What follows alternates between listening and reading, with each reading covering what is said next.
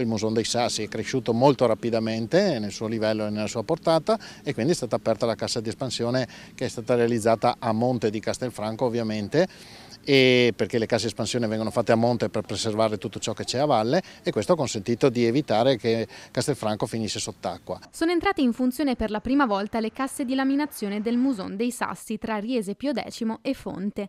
Dopo le recenti e abbondanti piogge, il Muson, canale a regime torrentizio, ha raggiunto i 2,30 m, altezza che ha fatto scattare lo stato di attenzione, e la Regione, tramite il Genio Civile, ha deciso di mettere in funzione la cassa di espansione. Era arrivata un'allerta Muson.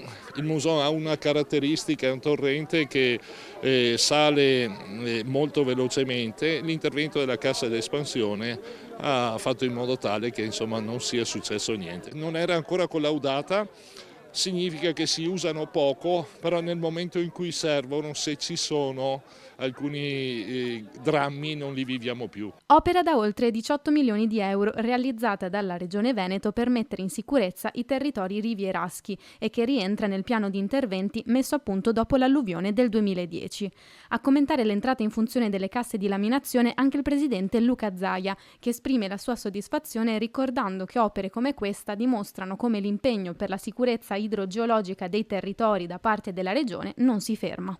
Sono opere assolutamente importanti, fondamentali. Noi ne abbiamo avviate fra progettazione e realizzazione, alcune sono in corso di realizzazione, alcune sono già terminate come appunto questa, 23 in tutto il Veneto. L'obiettivo è quello di garantire una maggior sicurezza ai cittadini. La loro efficacia è dimostrata, oggi siamo all'asciutto.